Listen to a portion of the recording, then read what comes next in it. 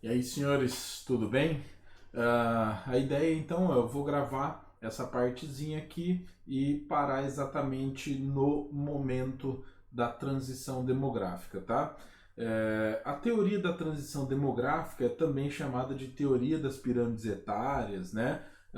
Ou simplesmente a análise da população através das pirâmides etárias, beleza?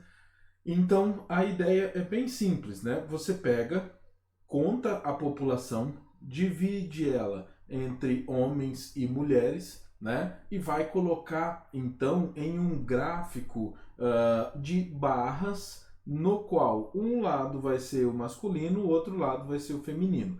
A parte da base, então, vai ser a população mais jovem, né? A recém-nascida. Então a gente tem essa divisãozinha aqui, ó.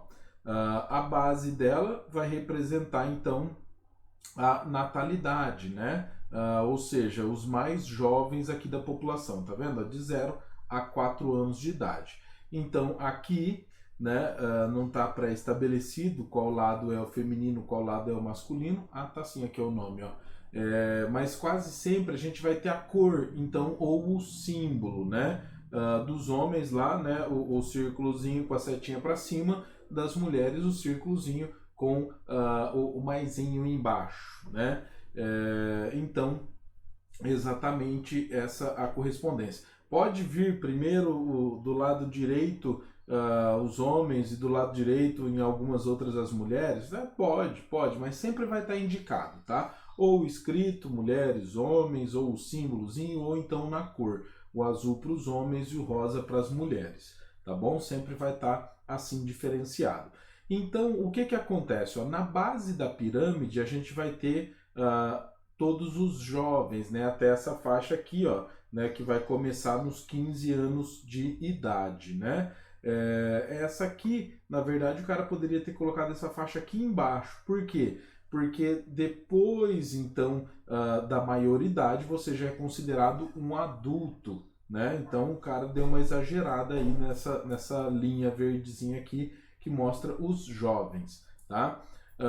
Então, de qualquer forma, a base da pirâmide sempre vai estar a população jovem. Portanto, é a população onde você vai achar a mortalidade infantil, né? É onde você vai achar a quantidade de jovens, tá? De um país. E quanto maior for essa quantidade aqui em relação ao restante da pirâmide, sempre você vai estar falando então de um país subdesenvolvido. Os subdesenvolvidos, portanto, vão ter uma maior quantidade da população na base, a chamada base larga, né? Beleza. No meio você vai ter então a população aí, que é a população que está dentro da população economicamente ativa, ou PA, né? Essa população vai ser muito importante porque é ela que vai manter a economia do seu país. É ela então que vai pagar os impostos, é ela então que vai contribuir para pagar a aposentadoria dos idosos e vai também sustentar a população jovem, né? Então, para todo e qualquer país, o mais interessante, o mais importante é ter a PA grande, né? Se você tiver aí mais de 60% da sua população dentro da PA, seria um fato bastante interessante. Por quê? Porque você vai ter, na maioria da população que é economicamente ativa, a sustentação tanto dos idosos quanto dos jovens, né? Então aqui você bem pode ver, o cara poderia também ter jogado essa linha aqui para cima, né? Porque aqui no Brasil a idade para aposentadoria é de 65 anos, né? Beleza, então acima dos 65 anos você tem os idosos. E os idosos vão compor o ápice, o topo da pirâmide etária, né? Aqui dentro a gente começa a notar o fato da expectativa de vida, né? Fala, beleza, mas não tem a mortalidade? Então, a mortalidade vai ser essa inclinação aqui, ó, da pirâmide, né? Quando você reduz a quantidade da população. Então, quanto mais próximo do centro, maior vai ser sua mortalidade. Para a mortalidade infantil, você vai analisar só dentro aqui desse período, né? Se for mortalidade infantil mesmo, né, das crianças, você pega então essas primeiras duas linhas, duas barras aqui, beleza? Para que a gente consiga interpretar de modo mais direto e mais rápido, nós temos os padrões, tá? Qual seria o padrão? Então, para um país subdesenvolvido, pobre, com economia agrária, você teria o triângulo. Então, essa imagem aí mostra a pirâmide etária de um fictício país aí subdesenvolvido, agrário, né? E assim por diante. Você bem pode ver que a minoria da sua população acaba batendo aí os 80 anos de idade, né? Então, a parcela bem pequena, beleza? O que você consegue com a pirâmide etária? Você consegue fazer várias projeções, várias identificações, né? Então, a gente acaba tendo aí pelo menos 3 padrões notáveis. O primeiro que eu já disse para vocês, que é o triangular. Então, a gente teria aqui, ó, a base muito larga e topo muito estreito, né, formando a chamada pirâmide. Por que se chama pirâmide etária e não gráfico etário? Se chama pirâmide etária porque quando eles começaram a fazer essa análise, esse estudo, todos os países batiam em pirâmidezinha, né? Ficava lá o triângulozinho bastante notável. Por isso a gente sabe muito bem hoje, né, que isso acaba sendo, na verdade, um estudo da evolução da população, né? Por exemplo, a Inglaterra já teve uma pirâmide, mas pós primeira revolução industrial, ela começou a ser transformada, a ser mudada, né? Então, para um país com uma pirâmide, com um triângulozinho, a gente vai ter também, ó, taxas de natalidade e fecundidade elevadas, a taxa de mortalidade também é elevada, né? A esperança média de vida reduzida, ou seja, vai morrer bastante gente, né? Então, ó, a linhazinha azul aqui, ó, ela está tentando mostrar, eu acho que é azul, né? Ela está tentando mostrar a mortalidade, ou seja, o tanto que a população diminui, né? Depois, em um país em desenvolvimento, o que você tem como principal característica? Você vai ter, ó, a base larga e o topo alongando, né? Eu que falei alongando, mas, ou seja, é isso mesmo. Você vai ter ele aumentando, né? Dando uma encorpada, digamos assim, tá bom? Redução das taxas de natalidade e fecundidade e aumento da esperança média de vida. Ou seja, a mortalidade vai diminuir, a natalidade vai diminuir também, só que você vai ter um aumento da expectativa de vida. É notável, né, a diferença da primeira para a segunda. Então você acaba tendo, né, visivelmente aí, ó, um aumento da população, tá? Então, durante esse período aí que o país vai ter a redução da natalidade e da mortalidade, a população cresce bastante.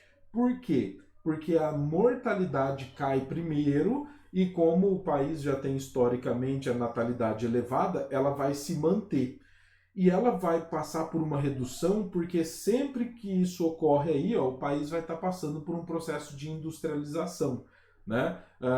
O que vai levar a população a morar na cidade. Então você vai ter uma nova realidade. Essa população urbana agora vai ter menos filhos, porque na cidade é bem mais difícil você ter uma grande quantidade de filhos, beleza? E aí, o último exemplo que seria de países desenvolvidos, né? Que ele vai ficar com uma característica mais próxima de um retângulo, né? Esse não é o melhor exemplo aí de uma pirâmide retangular de país desenvolvido. Ou seja, é um país que passou muito recentemente por esse processo da transição demográfica, né? Então você acaba tendo características aí de país desenvolvido, só que não de modo completo, já estabelecido, né? Então, olha só, a base estreita e o topo dilatado. Então, essa redução da base, ela é típica de países desenvolvidos, né? Taxa de natalidade e fecundidade reduzidas. E aí você tem uma diferença, né? Você tem países com taxas baixas e tem países com taxas muito baixas. Como assim? A quantidade de filhos ela pode chegar à manutenção ou então ela não garante essa manutenção, fazendo com que, se você tem um grande período dessa taxa de fecundidade aí baixa, você tem a redução da população absoluta, beleza? Outra característica dos países desenvolvidos ou países com pirâmides etárias características de países desenvolvidos, você vai ter uma grande esperança de vida, uma grande expectativa de vida, beleza? Então, logicamente, ela vai ficar com essa característica retangular, beleza? Daí, então, a gente parte aqui para o primeiro padrãozinho, né? Esse padrão 1, você tem aí, notadamente, elevada mortalidade. Por quê? Note que quando você vai passando as faixas etárias, você vai evoluindo, a redução é bastante grande, né? Elevada natalidade. Por quê? Porque a base da pirâmide é muito larga, tá? Baixa expectativa de vida. Bom, você pode ver que lá nos 100 anos de idade não deve ter quase ninguém, né? Não tem nem aqueles casos raros, né? Tipo assim, tem uma pessoa com 100 anos, a televisão vai lá e fala, nossa, uma pessoa com 100 anos, olha isso, né? A baixa escolaridade. A baixa escolaridade, ela sempre vai estar relacionada com pobreza, alta natalidade e alta mortalidade. Por quê? Principalmente por falta de informação, né? Aí você vai ter uma coisa que é muito notável, é que essas economias elas serão todas agrárias. Então, principalmente, né, a agricultura de subsistência quase desaparece. Por que de subsistência? Bom, são pessoas que vão sobreviver principalmente do campo, né? E isso vai então criar um processo que é muito interessante, não coloquei aqui, que é o seguinte, a base da pirâmide aqui, a população até uns 15 anos de idade, ela vai se ver forçada a entrar na vida adulta antes. É só você fazer uma pequena pesquisa caseira, né? É só você perguntar para os seus avós ou para as pessoas mais velhas até quando elas estudaram, né? E você vai ver que boa parte deles fizeram só o fundamental, né? A maioria nem acaba o fundamental, né? E aí você pergunta, fala, meu, mas por quê? Né? Por exemplo, o meu pai foi só alfabetizado, meu pai sabe escrever, conhece os números, fazer mais, menos, dividir, mas ponto final, parou aí, né? E daí você chega e pergunta, meu, mas como assim você não gostava de estudar? Na verdade, ele vai acabar te respondendo que ele precisou sair da escola para ir ajudar o pai dele no trabalho. E qual vai ser o trabalho? Na maioria das vezes vai ser no campo, né? Então acontece o seguinte, nosso passado muito próximo, o Brasil era um país subdesenvolvido com esse tipo de pirâmide. Então isso acabava ocorrendo assim diretamente. Beleza. Então o que ocorre nesses países? Você acaba tendo isso, os jovens entrando cedo, né, na vida adulta e acabam então sem uma formação longa, sem uma escolaridade muito boa. E isso, logicamente, vai deixá-los então despreparados para a vida adulta. Resultado disso, eles vão conseguir se manter, se sustentar só no campo, né?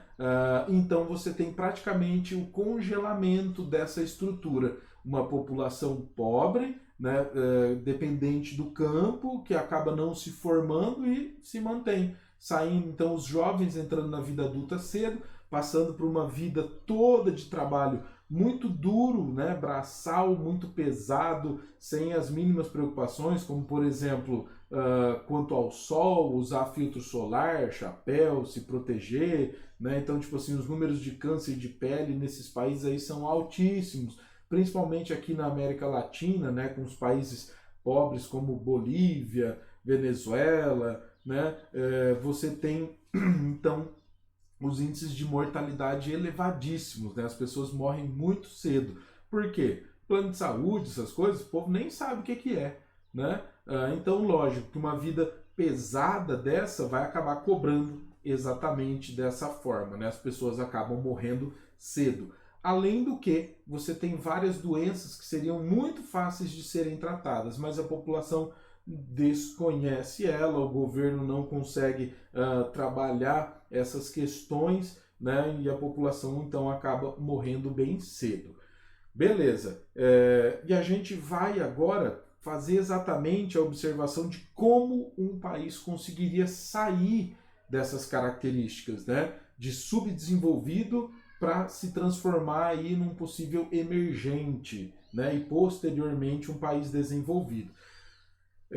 Logicamente a gente está fazendo uma análise da população, mas você vai ver que a economia ela sempre está conectada. E com economia você pode ler também industrialização. Por que que a industrialização acaba sendo assim tão importante? Ela é tão importante porque ela aumenta o valor do produto, né? Então, pense o seguinte, se você produz soja, você vai ter lá o valor do preço da saca de soja. Agora, se você pega a soja, processa ela e vende óleo de soja, o óleo de soja vai ser muito mais caro, né? Ou seja, uma pequena alteração dessa, uma pequena alteração vai aumentar a sua possibilidade de lucro. Por isso as economias que são industrializadas, elas vão ganhar muito mais dinheiro, porque elas vão vender tecnologia, né? E não produtos agrícolas primários, sem ter passado por nenhum processamento, beleza? Então, bora lá. Como que é o primeiro passo, então, para você sair da realidade de país subdesenvolvido? Você precisa das melhorias econômicas, né? Em todos os casos, você vai ter principalmente a industrialização aumentando. Mas nós temos também um outro passo a passo. Vale a pena ressaltar. Eu posso fazer isso para o Brasil, eu posso fazer isso para a Inglaterra, para os Estados Unidos, para a França, para a Alemanha. Você acaba notando então que todos eles passaram por esses processos. Em alguns países faz muito mais tempo que isso aconteceu. Em alguns países, se você pegar tipo a Bolívia, isso não aconteceu, né? No Brasil aconteceu recentemente, então eu consigo aplicar para diversos contextos, tá bom? Beleza, primeiro ponto, a gente tem aí ó, evolução e acesso a novos medicamentos e tratamentos. Isso é um negócio muito doido, né? Porque historicamente você tinha tratamentos como esse aí, ó, que é a lobotomia. O que que é isso? Bom, isso aí foi sugerido para diversos tratamentos, inclusive para quem sofria de enxaqueca e tudo mais, eles diziam que era muita pressão no crânio, né? Então daí qual que é a solução? A solução, você vai lá, ó, raspa a cabeça do fulano, abre aí um corte e fura, reduz a pressão. Agora eu vou ficar sem dor de cabeça. Então, eles faziam isso aí para vários tratamentos, né, para esquizofrenia, por exemplo, e o resultado era, agora a pessoa ia continuar tendo enxaqueca e, além de tudo, um furo na cabeça, né? Por quê? Porque não é a solução. Um outro tratamento também, ó, a sangria, quando a pessoa estava doente e tudo mais, tal, não melhorava, os caras falaram, não, isso aí o sangue tá ruim. O que tem que fazer? Tem que trocar o sangue. Você tá vendo que aqui tem um baita de um vazão, ó, né? A ideia dos caras era quase que encher esse vaso aqui de sangue. Então os caras iam lá, tá vendo? Ó, vai lá, corta aqui a veia da tia aí e fala, ó tia, boa sorte, nós vamos trocar seu sangue. Tá, mas vai pro outro? Não, seu corpo vai produzir outro. E aí vai ser melhor esse sangue que ele vai produzir. Ou seja, a pessoa que estava doente, ela já estava quase para morrer. Boa parte das vezes a pessoa morria mesmo, né? Mas aí o que que eles viam? Eles viam que algumas pessoas não morriam. Ai, tá vendo? Sarou. O que que foi? Sangria, né? Então daí você vai lá e tira o sangue da pessoa que já está doente, né? E tinha também um detalhe, viu? Os caras que conseguiam tirar mais sangue e a pessoa não morria, vixe, esses aí ficavam mais famosos, né? Minha nossa, né? Vixe, não quero nem saber das coisas dessas. Daí a gente tem também a ampliação do saneamento básico. Só para aproveitar, deixa aí das melhorias de medicamentos, tratamentos e tudo mais, um dos casos que não é de modo direto assim, mas é um dos estopins, né? A gente tem a revolta da vacina aqui no Brasil. Então, olha só, chegou a nova tecnologia da vacina e tudo mais, mas o povo é tão mal informado que eles não sabem exatamente o que é a vacina, como é que ela funciona, né? Até atualmente descobriram, ó, os gênios aí, né, da nossa atualidade, os nossos intelectuais do Facebook, acabaram descobrindo que na vacina você pode ter ali a doença. Então o cara vai colocar a doença em você? Não, para com isso, não vacina, não, não, não, não, não, né? Genial, genial. Então acontece o seguinte, essa evolução, ela lógico, tá? Ela vai demorar um pouco mais para acontecer. Em alguns lugares a gente vai ter questões como aqui no Brasil, a revolta da vacina, né? Mas todos esses processos, os novos medicamentos, os novos tratamentos, eles vão gerar uma evolução imensa, né? Eu tô com uma coisa aqui na minha cabeça que eu vou ter que contar, senão eu não consigo continuar a aula. Meu pai, por exemplo, não tem nenhum dos dentes de cima. E eu sempre fiquei muito curioso com isso, né? E eu, tipo, pré-adolescente, um dia eu perguntei pra ele, falei, por que o senhor não tem os dentes? O senhor não escovava os dentes? Porque, tipo assim, sabe, meu pai parece uma pessoa tão, né? E ele escova os dentes, tudo. E aí eu perguntei pra ele, aí ele contou pra mim que quando ele tinha uns 17 para 18 anos, um dentista foi na fazenda que ele morava. E aí ele tava com um dente com cárie e tudo mais, né? E aí o dentista falou que arrancava. E até já aproveitando que ia arrancar um, por que não arrancava já todos? Porque daí mais nenhum ia ter, né? Daí meu avô aproveitou esse Black Friday instantâneo aí, né? E arrancou todos os dentes dele, dos meus tios. Mano, ele fez o rapa de dente. Eu não sei se ele tava querendo fazer uma coleção com os dentes da família, sei lá. E aí, meu pai ainda me contou a coisa que mais me incomodou, que foi o seguinte: como meu avô mandou arrancar os dentes da molecada, tudo, todos, vocês não estão entendendo. Vocês não estão entendendo. Qualquer um que tinha qualquer coisinha mandava arrancar tudo. Ele ficou sem dinheiro para comprar dentadura. E meu pai, com 17 para 18 anos de idade, passou quase um ano sem os dentes, mano, né? E daí depois, uma vez, aí eu falei, meu, mas e daí? Quando que ele comprou? Aí ele falou que meu avô, uma vez foi pra cidade, viu lá, comprou a dentadura para ele. Eu falei, gente, mas dentadura não se compra assim, né? Não é igual tênis. Ah, que número você calça? 41. Você compra, vai lá, põe no pé, serve. E até assim, às vezes, não serve, né?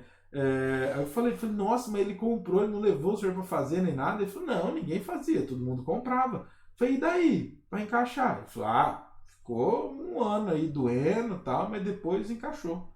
Eu falei, minha nossa, ainda bem que a gente nem sabe do que é isso, né? Então, a gente tem também, ó, o aumento do sistema de saneamento básico, né?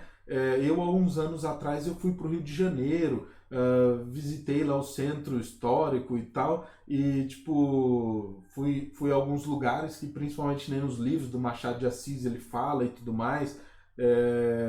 Fui lá acho que é Padaria Real, um negócio assim, que, meu, é um clássico, é lindo demais, lindo demais. E acontece que quando eu fui, há uns 5 dias antes, tinha chovido e a água ainda estava lá, ainda estava empoçada, né? E isso me fez lembrar de uma série de coisas, né? Que, por exemplo, no Rio de Janeiro, principalmente quando o Rio de Janeiro era o top, era a capital do país e tudo mais, eles fizeram uma lei que era para as pessoas que moravam nos andares de cima não esvaziar seus pinicos na rua, né? Porque já pensou, você estava indo para a padaria comprar lá, vou comprar um pão, um sonho, né? E de repente alguém joga um charuto de merda em você, né? Você fala, porra, bom dia para você também, né? Então, pense, o saneamento básico saiu disso, de você ter uma privada na sua casa, um buraco no chão, armazenando lá o número 1 e o 2, para ter um sistema de esgoto, né? Isso gera uma evolução imensa. A cólera matou muita gente no nosso país e no nosso planeta, né? As campanhas de vacinação também, né, que acabaram com diversas doenças, né? Doenças fáceis de se tratar, de se curar, né? Só uma campanha de vacinação já elimina quase tudo. Desenvolvimento de hábitos saudáveis e cuidados pessoais. Não vai ficar pensando que esse desenvolvimento de hábitos saudáveis e cuidados pessoais aí é tipo de você manter uma alimentação balanceada e fazer exercício. Não, não. É bem mais básico que isso, né? Lembra daquela musiquinha? Lava uma mão, lava a outra? Lava uma mão, lava a outra. Meu, essa campanha é exatamente para as pessoas aprenderem a lavar a mão. A gente sabe muito bem que não funcionou muito bem, né? Mas já foi bem pior. Principalmente no mundo da pandemia, você nota que lavar a mão continua sendo uma coisa muito importante, né? Dentro disso, eu também coloquei aqui ó, essa propaganda que é do biotônico Fontoura, tá vendo? Anquilostomina Fontoura, tinha um nome mais difícil, né? Era bem mais difícil. Aí depois mudou, tal, colocaram biotônico, né, para as pessoas conseguirem falar e até associar a ser uma coisa para dar mais força. Isso aí é o Jeca Tatu, né? Falando, não, essa preguiça toda do Jeca Tatu é porque ele tem verme, ele tá com amarelão, ele tá desnutrido. Então daí o que você faz? Você vai lá e dá o biotônico Fontoura, que até pouco tempo atrás o povo descobriu que tinha um pouco de álcool na sua composição, né? Então daí a pessoa já matava a fome e ainda ficava meio louca, já meio chapada, né? Então, simplesmente essa evolução aqui constante, né? Principalmente a gente vai ter a urbanização e a industrialização correndo aqui junto com tudo isso, o aumento da escolaridade, né? Você acaba reduzindo e muito a mortalidade. Acaba reduzindo bastante, beleza? E aí a teoria da transição demográfica chega até o momento da redução da natalidade. Vale a pena ressaltar. Todos aqueles fatores lá de redução da mortalidade aqui no Brasil começam a acontecer de modo bastante intenso na década pós-50, né? 50 em diante a gente vai ter ele ocorrendo aí de modo bastante intenso. Na redução da natalidade, pro Brasil, a gente pode jogar para a década de 70. Né? Na década de 70 você começa a notar a redução da mortalidade de modo intenso. Né? A manutenção das melhorias econômicas para isso é fundamental. Por quê? Você começa a ter o êxodo rural, né? As pessoas saindo então do campo vindo para a cidade, e isso vai criar uma nova sociedade que vai ser visível, vai ser notável na década de 50. Lembre-se, para o Brasil, os retirantes vindo para São Paulo, tipo, todo mundo vindo para São Paulo. A gente salienta muito São Paulo, mas nas outras cidades, né, cidades médias, isso também vai começar a acontecer, né? Marília, por exemplo, Bauru, São José do Rio Preto, Ribeirão Preto, Campinas, né, Araçatuba, todas elas vão começar a aumentar a sua proporção em relação ao campo, ou seja, vai aumentar a urbanização. Né? Então, a urbanização e a industrialização, principalmente nos grandes centros, o mais notável é São Paulo. Um outro fator é a introdução da mulher no mercado de trabalho. Né? Isso aí, ó, se eu não me engano, é nos Correios. Né? Eles tinham o costume de colocar as mulheres então para fazer a separação das cartas e tudo mais, falando que elas tinham mais habilidade, né? Tinham o manuseio mais leve. É lógico que um machismo do cacete envolvido nessa ideia, né? Mas enfim, você bem pode ver que elas vão primeiro ocupar subcargos, né? Olha os caras lá no fundo, ó, tudo de terno e tudo mais, né? Tipo assim, não, aqui é a gente que manda. Elas diferenciam aí essas coisas, né? Vale a pena também salientar, essas mulheres aí com certeza vão ser pobres, né? Ninguém da classe média alta vai estar trabalhando. Por quê? Porque era desonroso. Né? Nossa, não, mulher não pode trabalhar. E daí você tem então a criação de todo um mercado de trabalho voltado para as mulheres, né? Até pouco tempo atrás você ia nas lojas de roupas e tudo mais, sempre tinha pelo menos um homem, né? E a maioria das mulheres, porque é a mulher que vai comprar roupa para o homem. Mas de vez em quando apareceu algum homem perdido lá, né? E ele acha até ofensivo ser atendido por uma mulher. Por quê? Machismo, né? Mas isso diminuiu bastante, bastante. Você bem pode ver que na década de 70 a briga do movimento feminista era para que a mulher pudesse trabalhar, né? Que ela pudesse atingir então todos os cargos. Hoje, a briga do feminismo é exatamente para que a mulher receba o mesmo tanto que o homem, né? Ou seja, até na briga você teve uma evolução aí dos casos.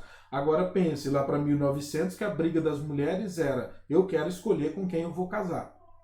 Né? Ou seja, um salto, né, astronômico. Beleza? Outra coisa, os casamentos tardios, né? Pra gente, casamento tardio já ficou bastante comum, né? Sem problema, a pessoa com 25 anos que não casou ainda, foi normal, o que que tem? Né? Tipo, então a média de idades aí para casar tá batendo quase uns 30 anos. Só que até hoje, em alguns lugares do mundo, isso não é assim, né? Olha só. Isso aí é o quê? É um estupro autorizado, né? Mas é lógico, para nossa realidade isso não faz mais parte, né, do nosso cotidiano, do nosso contexto. Mas alguns outros países você ainda tem isso. Isso aí é um casamento arranjado, né? As famílias vão lá, combinam e tudo mais, e aí vai o cara. Eu cheguei a ler essa matéria aí, é uma menina de 13 anos de idade, né? Idade essa que minha tia-avó, que chegou a ter 25 filhos, né? 3 deles morreram, então ela teve 25 filhos, ela casou com 13 anos de idade, né? E aí eu perguntei para ela, falou, não, eu casei na idade certa, 13 anos, tal. Falei, pá, né? E o tio, quantos anos ele tinha? Tinha 18, né? 18 anos e ela 13. E daí assim você consegue ter 25 filhos, né? Então, lógico que essa realidade não existe mais, é impossível você fazer uma coisa dessa, né? Então, os casamentos tardios já acabam reduzindo isso, né?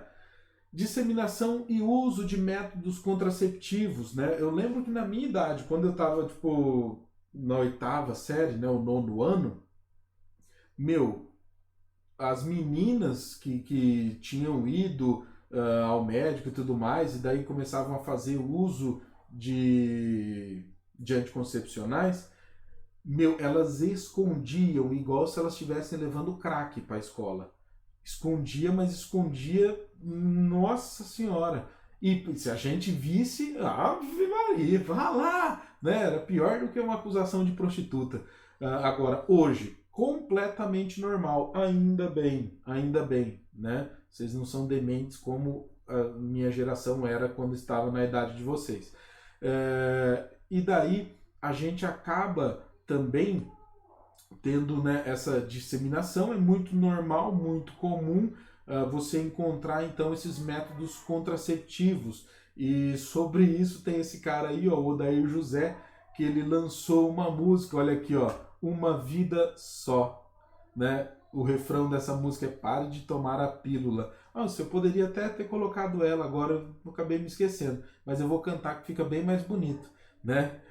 O refrão dela é assim, ó, pare de tomar a pílula, pare de tomar a pílula, pare de tomar a pílula, porque ela não deixa nosso filho nascer. A música é essa, tá? Só para você ter uma noção, na década de 80, esse cara com essa música bateu o Roberto Carlos nas paradas de sucesso, né? Principalmente porque a Igreja Católica apoiava ele. Lógico, a igreja vai ser completamente contra os métodos contraceptivos, né? Por quê? Porque na Bíblia tá lá, crescei e multiplicai-vos, você não pode interferir nisso, entendeu? Por exemplo, eu já fui embora para casa no final da missa, tá ligado? Ide em paz que o Senhor vos acompanhe. E aí o coral começava, pare de tomar a pílula. Falei, gente do céu. Por exemplo, eu nem percebia, né? Fazia parte do contexto. Uh, então, logicamente que a disseminação desses métodos contraceptivos hoje, completamente normal, completamente comum, né? E a gente tem também os custos para a criação de uma criança, que é muito, muito mais caro hoje, né? Por quê? Porque todo mundo precisa de usar tênis de algumas marcas, né? Só umas 3, 4 possíveis. As roupas tem que ser também, camiseta também. Por exemplo, a escola, caro pra caramba. O uniforme da escola também é caro pra caramba. O material da escola é caro pra caramba. Curso de inglês, curso de balé, natação, academia, né? Nossa senhora, mas a gente mora num condomínio, tem uma academia lá. Não, mas aquela lá não presta, né? Aquela lá não dá nem para tirar a foto e postar no Facebook.